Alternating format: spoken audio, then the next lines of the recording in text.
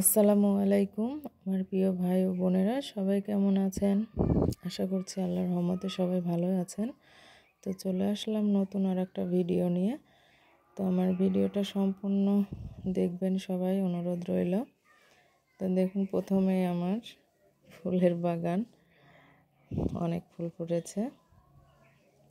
তো কেমন লাগছে ফুলগুলো অবশ্যই একটু কমেন্টে জানাবেন, আর আমার ভিডিওটা শেষ পর্যন্ত সবাই দেখবেন। তো আজকে সকাল থেকেই শুরু করেছি। সকালে উঠে আগে গাছে পানি দিয়েছি, তারপরে রান্নাবান্না শুরু করেছি। তো এখানে আমি প্রথমেই পায়েসটা চুলায় দিয়েছিলাম।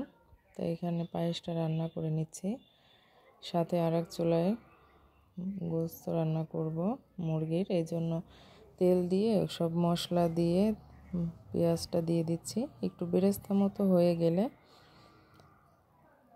এতে আমি মাংস আগে থেকে ধুয়ে পানি ঝরিয়ে রেখেছি, সেটা আমি দিয়ে দিব। তো বেরেস্তা করা হয়ে গেছে, এখন আমি মুরগির মাংসটা দিয়ে দিচ্ছি। তো সব মাংস দিয়ে একসঙ্গে আমি দিয়ে দিব, সাথে আলু দিয়েছি, নতুন আলু। আজকে মুরগির মাংস দিয়ে নতুন আলু দিয়ে ঝোল করব।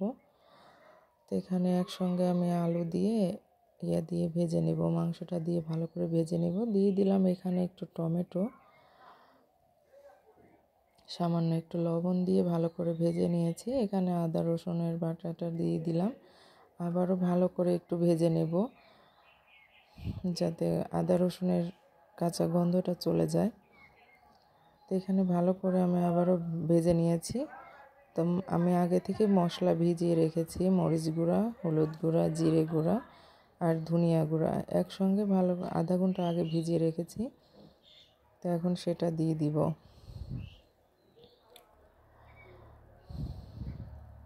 তো এখানে কিছু পেঁয়াজ দিয়ে দিলাম আগে। পেঁয়াজটা দিয়ে আবার ভালো করে একটু নেড়ে চেড়ে তারপরে মশলাটা দিয়ে ভালো করে কষিয়ে নিব মাংসটা আমি। তো ভিডিও দেখতে দেখতে সবাইকে আবারও অনুরোধ করছি, সবাই আমার ভিডিও সম্পূর্ণ দেখবেন, আর ভালো লাগলে অবশ্যই একটা লাইক কমেন্ট করবেন। কেমন লেগেছে অবশ্যই কমেন্টে জানাবেন, আর চ্যানেলটাকে সাবস্ক্রাইব করে আমার পাশে থাকবেন। তো এখানে আমি মশলাটা দিয়ে দিলাম, দিয়ে এখন ভালো করে কষিয়ে নিব।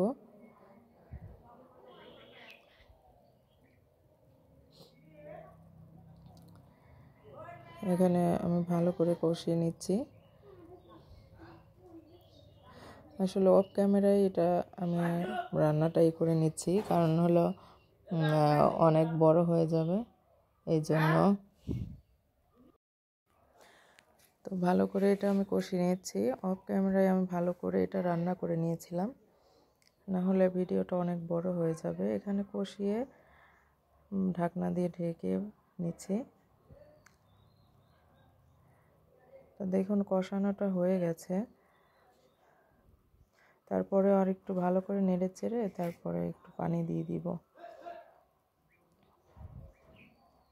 আলুটাও অনেক সুন্দরভাবে সেদ্ধ হয়ে গেছে। তো আমার রান্নাটা শেষ। তো সকালে আমি এখানে আলু ভাজি করেছিলাম, আর পরোটা আর রুটি করেছিলাম। তো দুপুরেটাও একদম দেখিয়ে দিচ্ছি। এখানে করে নিয়েছি আমি পায়েস,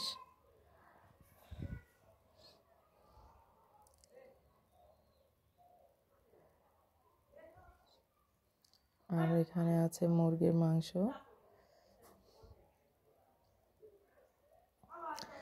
আবারও বলছি, সবাই একটু ভালোভাবে আমার ভিডিওগুলো দেখবেন। কোনো ভুল ত্রুটি হলে অবশ্যই ক্ষমার দৃষ্টিতে দেখবেন, আর কেমন লেগেছে একটু কমেন্টে জানাবেন। তো এখানে এই তো দুপুরের খাওয়া দাওয়া সবার সঙ্গে করে নিলাম। সবাই ভালো থাকবেন, সুস্থ থাকবেন। আল্লাহ হাফেজ।